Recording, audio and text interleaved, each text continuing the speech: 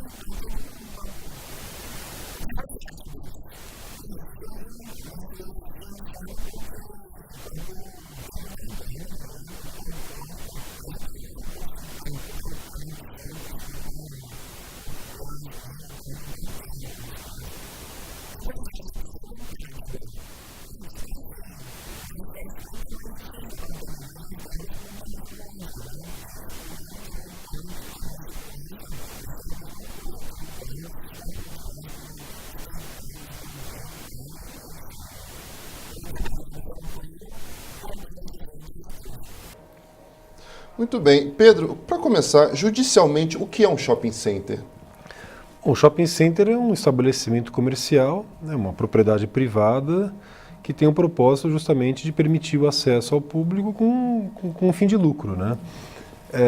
Então, dentro de uma economia capitalista, movida pela lógica do lucro, enfim, as pessoas consomem, né, frequentam aquele lugar, na praça de alimentação, enfim. Mas é bom definir, né, como uma propriedade privada de uso público.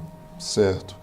E o motivo do shopping serem os primeiros locais pensados para esses encontros é consequência da sociedade de consumo, essa sociedade capitalista? Eu acredito que, em primeiro lugar, é questionável a afirmação de que ele seja a primeira opção para esse tipo de encontro, né? Na verdade, muitos desses jovens já tentaram realizar alguns encontros em locais públicos, realizar alguns bailes funk em praças, nas ruas, e também foram violentamente reprimidos pela polícia militar. Então eles encontram no shopping center, né, pelo menos aquela sensação de segurança propiciada para os consumidores em geral, né?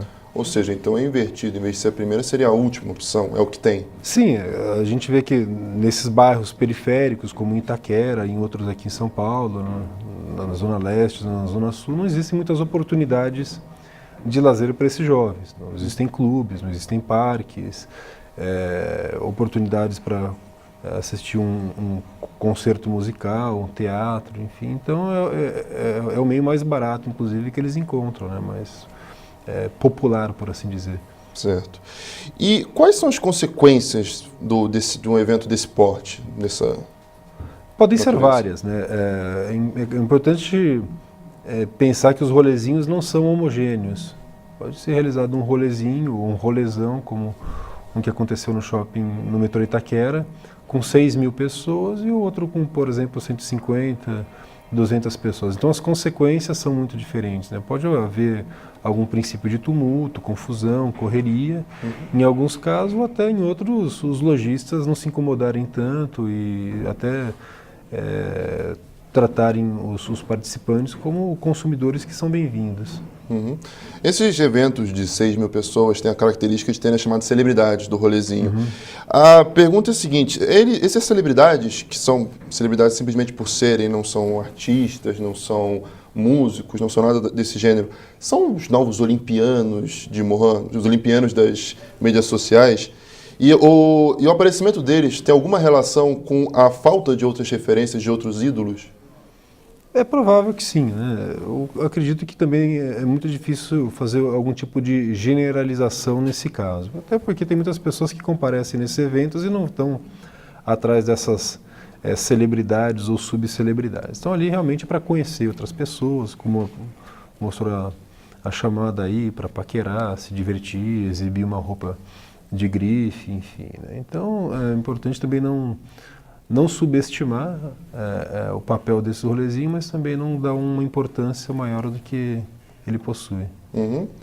A motivação, então, a motivação do encontro é se encontrar, resumidamente falando. Sim, a gente já viu alguns rolezinhos que tinha uma reivindicação mais claramente política, principalmente depois de que algumas pessoas tiveram acesso barrado pela administração, pela segurança do shopping center. Houve também protesto, né, de alguns movimentos sociais, militantes de partidos políticos, enfim, que protestaram contra discriminação, contra os critérios utilizados para ter acesso ao shopping, né. Alguns alegavam que era claramente discriminatório por causa da cor da pele, da origem social, da roupa que vestia, enfim, né? E Pedro, você falou de alguns rolezinhos com motivação política. Você acha que a partir do momento que surgiu essa motivação política, em claro protesto à repressão de outros rolezinhos, perdeu um pouco do seu propósito inicial? Como tudo, né, a gente sempre sabe como começa, por exemplo, uma manifestação, mas muito difícil prever como que vai ser o desfecho. Foi o que aconteceu em junho, nas manifestações contra o reajuste da tarifa do transporte público, que começaram com grupos pequenos, com 1.000, 1.500 pessoas, enfim, mas diante da repressão policial, aquilo acabou, inclusive, incorporando outras reivindicações, como, por exemplo, a desmilitarização da polícia, contra a repressão das forças de segurança. Então, o mesmo acontece com o rolezinho. Pode, a princípio, ter um propósito que é de diversão, entretenimento, e diante da reação, da repressão em alguns casos, aquilo pode ter uma conotação mais política. Mas a gente vê também que houve um certo refluxo, né? Não só com relação às manifestações de rua, mas também do próprio rolezinho, né? E você acha que isso tem relação com o fato do rolezinho ter saído do shopping e ter ido para o parque? Ter assim, saído do holofote que seja classe A, B, e ter ido para o parque, que é um lugar... A classe A e B também frequenta, mas com outros propósitos diferentes do shopping. Você acha que tem alguma relação com isso ou é mera coincidência?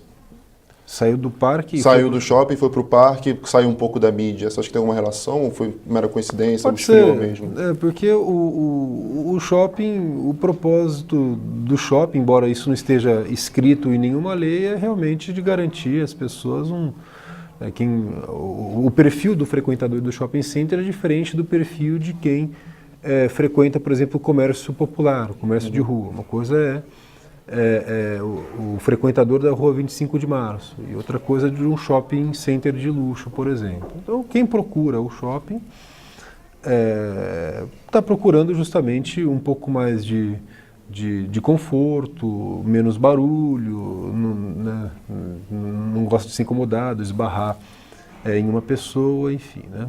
Então, na medida em que esses shoppings, né, têm agora mais procura, né, inclusive pessoas da periferia passam a frequentar cada vez mais pelas razões que eu disse, algumas pessoas se sentem incomodadas, né, em compartilhar o mesmo espaço. E acaba aparecendo mais na mídia. Isso, e a gente vê inclusive algumas declarações, né, representam um grupo pequeno, mas a gente viu inclusive algumas declarações de frequentadores, de consumidores do shopping center com um tom mais preconceituoso, né? Correto. Pedro, o papo tá bom, mas a gente precisa fazer uma pequena pausa para o intervalo comercial. Já voltamos.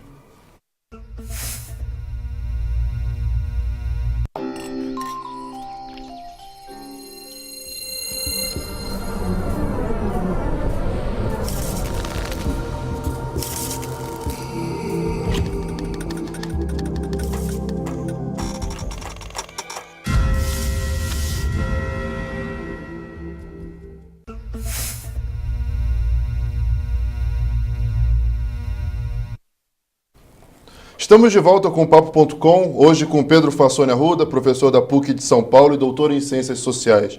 Antes de continuar nossa conversa, temos uma passagem da nossa repórter Bárbara, dessa vez conversando com uma lojista. Roda o VT. Quando os chamados rolezinhos aconteceram, muitos lojistas ficaram preocupados. Inclusive, diversos shoppings encerraram o expediente mais cedo por causa deles. Tivemos um desses eventos no Shopping Metrô Tatuapé no dia 18 de janeiro. E vamos conversar com o funcionário Gabriel Sival, da loja Cidade de Papel. Gabriel, você estava aqui no último evento? Sim, inclusive tivemos de fechar a loja. Por quê? Alguns dos rolezeiros tentaram entrar aqui, os seguranças vieram intervir na porta. Você acha que o rolezinho pode ser benéfico para os negócios de alguma forma? Não, de forma alguma. Os pais de família querem vir no final de semana com as mães e os filhos, se sentem inibidos pela ação dos rolezeiros. E você acha que pode ter havido algum uso de força desproporcional dos seguranças, dos policiais? Não, eles souberam conduzir bem a situação. Você tem medo do rolezinho? Sim, eles podem entrar na loja, sei lá, roubar alguma coisa ou bagunçar tudo. E o que você acha do evento em si? O evento, ele é legal, mas não sei, a galera não sabe conduzir bem a situação. Acho que não em shopping, não em parque, eles precisavam organizar melhor tudo isso. Você acha que talvez no parque, a partir de agora, isso melhore? Com organização, tudo fica melhor. Muito obrigada, Gabriel. E agora de volta para o estúdio. Pedro, nós vimos um lojista falando, a pergunta agora delicada. Se o lojista tem provas numéricas que em dias, provas estatísticas que em dia que tem rolezinho, as vendas caem, é ruim para os negócios, é ruim para o shopping como um todo, que o primeiro propósito é ser um centro comercial, ele pode reclamar? Ele pode pedir, não quero que tenha rolezinho, não quero, acho ruim. Ele tem o direito de reclamar? Ele tem direito de reclamar. Agora, não, então, mas isso é questionável, né? Ou seja, existe uma coisa em direito que é o princípio da legalidade. Ninguém pode ser obrigado a fazer ou deixar de fazer alguma coisa, senão em virtude de lei. É importante levar em consideração o seguinte: furtos podem ocorrer num aeroporto, né, de malas, de bagagens, dentro de uma universidade, no shopping center, independente da existência ou não do rolezinho, ou numa loja de comércio popular, né? O que as autoridades têm que agir é sempre a posteriori. Então, se, por exemplo, ocorre um furto, um crime de roubo, enfim, que se verifique e apure a responsabilidade. O que não pode é simplesmente supor que acontecerá um crime através de critérios que são questionáveis. Mas qual que é o critério utilizado? É o número de pessoas, é a cor da pele, é a roupa que ele está vestindo? Então a reclamação ele pode fazer, tomar algumas medidas, né, mas não proibir o acesso. Como a gente viu, se restringe o acesso, por exemplo, isso não é permitido pela lei. Ou proíbe o acesso a todas as pessoas ou permite o acesso a todas. O que não se pode é, pela aparência, identificar o indivíduo como suspeito e não permitir a sua entrada e outra pessoa tem o seu acesso permitido. Então isso configura uma atitude claramente discriminatória e as pessoas têm os meios judiciais. Aí é a pessoa que participa do rolezinho que tem inclusive o direito de acionar a justiça, né? E a própria questão do menor se poder entrar acompanhado foi um meio de proteção, porque menor não... Sim, aí nesse caso é uma regra razoável, que pode ser tanto... Não pode ser responsabilizado. Mas menor, né? desde que isso seja empregado a todos os menores. Então, se tiver um menor com um boné que gosta de funk, por exemplo, e se exigir que ele tenha que entrar acompanhado de um maior, que isso valha também para todas as pessoas, independente do nível de renda ou da classe social. Certo. E falando sobre essa própria parte de separação, no ano que o líder Nelson Mandela faleceu, você acredita que o termo apartheid social foi usado levianamente por alguns setores, especialmente da esquerda, quando o rolezinho estava no auge do seu aparecimento na mídia? Eu não acredito que tenha sido leviano, né? Isso também é uma coisa bastante questionável. Não existe um consenso, né, entre os sociólogos, comunicadores, cientistas políticos, enfim, né? Mas nós vemos claramente que quando a presença de algumas pessoas incomoda, e de onde vem o emprego dessa expressão apartheid social? Foram inclusive muitas pessoas, né, depoimentos, declarações de pessoas que falaram, olha, esse tipo de gente vem frequentar aqui, o pessoal da periferia incomoda bastante com o seu barulho. Então, quer dizer, foram algumas declarações, né, que são comuns. A gente viu recentemente a declaração de uma professora universitária reclamando da roupa que um sujeito estava vestindo na sala de embarque de um aeroporto, que no bairro do Higienópolis, em São Paulo, também protestaram contra a instalação de uma estação do metrô, alegando que uma gente diferenciada poderia frequentar as ruas, né? Então, a gente não está dizendo que existe um apartheid nos moldes do que existia na África do Sul quando o Nelson Mandela estava preso. Mas existe uma delimitação geográfica muito bem definida, né? A gente nota claramente, até mesmo pela cor, algumas fotografias mostram claramente, né, uma manifestação de médicos e uma greve dos garis no Rio de Janeiro.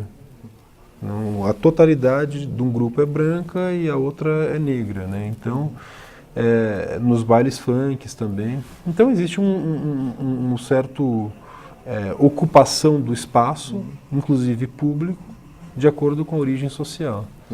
Você comentou sobre delimitação geográfica. Aqui em São Paulo a gente tem isso muito claro pela questão da periferia, se afastar do centro, que é mais abastado. E em lugares como, por exemplo, o Rio de Janeiro, que, de repente, o lugar de pessoa com menos poder aquisitivo é no meio de um dos bairros mais ricos do Brasil, que é o caso do Leblon. Como é que fica essa questão? Porque eles dividem a praia, tal, no shopping, o rolezinho lá fica meio sem caráter, que teve até por protesto depois. Você acha que isso é mais acentuado em São Paulo por causa exatamente dessa questão geográfica? Sim, pela própria geografia do Rio de Janeiro, existem muitos morros, né, próximo aos bairros ditos nobres, né? Então, Favela da Rocinha, por exemplo, muito próximo ao Leblon, Jardim Botânico, enfim. Então, existe essa proximidade e é muito comum que as pessoas desçam o morro, por exemplo, nos dias, horários de lazer e frequentam a praia. E eles sentam nos mesmos bancos, jogam uma pelada, o vôlei de praia ali, conversam, tomam uma água de coco. Então, esse contato é muito mais frequente no Rio de Janeiro do que em São Paulo. Eventualmente, já presenciei cenas também de alguém que convida, pô, vamos lá em casa tomar uma cerveja, alguma coisa assim, né? E no Rio de Janeiro, e em São Paulo, perdão, as distâncias são muito grandes, né? A distância, por exemplo, que separa os bairros como os Jardins, a Moema, por exemplo, do Capão Redondo, de Itaquera é muito grande, né? Então as pessoas acabam tendo uma vida nas suas respectivas regiões, enfim. Entendi. E à luz da sociedade atual, qual a importância de um evento como o Rolezinho nos dias de hoje? Bom, o rolezinho, as pessoas costumam analisar o rolezinho mais no seu aspecto epifenomenal, né? A superfície, enfim, ignora um pouco as causas desse problema. A gente tem, por exemplo, nesses últimos 20 anos, uma significativa melhora do poder aquisitivo da classe trabalhadora, né? As pessoas estão consumindo cada vez mais bens de produtos duráveis, equipamentos eletrônicos, se vestindo, se alimentando melhor também. Então é uma cidadania que se adquire através do consumo, né? Da ascensão social por meio do aumento do poder aquisitivo. Então isso é importante. As pessoas agora estão querendo justamente consumir mais, né? Então isso é um aspecto aí do desenvolvimento do próprio capitalismo no Brasil, né? Entendi. Bom, infelizmente estamos chegando no final do nosso papo. Eu queria agradecer muito a você, Pedro Fassoni Arruda, professor da USP, sociólogo. Você gostaria de fazer algumas considerações finais? Sou professor da PUC, não da USP. Professor da PUC, perdão. Primeiro eu gostaria de agradecer, né, mas tentando romper, né, quando se trata dessa questão, as pessoas analisam de uma maneira muito apaixonada, ou condenando os rolezinhos, ou então simplesmente dizendo que aquilo ali é uma legítima expressão da vontade popular e tal. Eu acho que nenhuma coisa nem outra. É possível encontrar uma análise mais equilibrada, mas o mais importante do que analisar, né, as atitudes, o comportamento das pessoas que participam, é importante também analisar de onde elas vieram, né, o que elas querem com esses rolezinhos, né, fazer um mapeamento realmente desses manifestantes, identificar. Eles trabalham, quanto que eles ganham, eles estudam, frequentaram até que ano do ensino fundamental ou médio, eles têm oportunidade de lazer? Será que esse jovem na periferia frequenta um clube, ele tem acesso a um concerto musical, pratica algum tipo de esporte? Então, quer dizer, se ele, nas oportunidades que ele tem para encontrar os amigos, né, tá na frente de um bar, tomando uma cerveja descontraidamente, e um grupo de justiceiros, enfim, pratica uma chacina contra eles, muitas dessas pessoas sem passagem pela polícia, as pessoas resolvem realizar um baile funk no espaço onde isso é possível, e eles também são reprimidos, eles vão procurar justamente alguns lugares. Então, é importante também conversar com essas pessoas, entender, né, quais são as suas carências, quais são as suas reivindicações, o que eles precisam. Certo. E muitos administradores de shopping center mudaram, inclusive, a atitude, passaram a considerar esses manifestantes como bem-vindos, né? Tentam, por exemplo, pensar em algumas alternativas, como realizar algum tipo de encontro no estacionamento do shopping, ao ar livre, onde as pessoas podem interagir, realizar até um show musical, alguma coisa assim, sair até um pouco mais inteligente também, né? Entendi. Muito obrigado, Pedro. Eu Estamos agradeço. terminando mais um Papo.com. Grande abraço a todos. Até mais.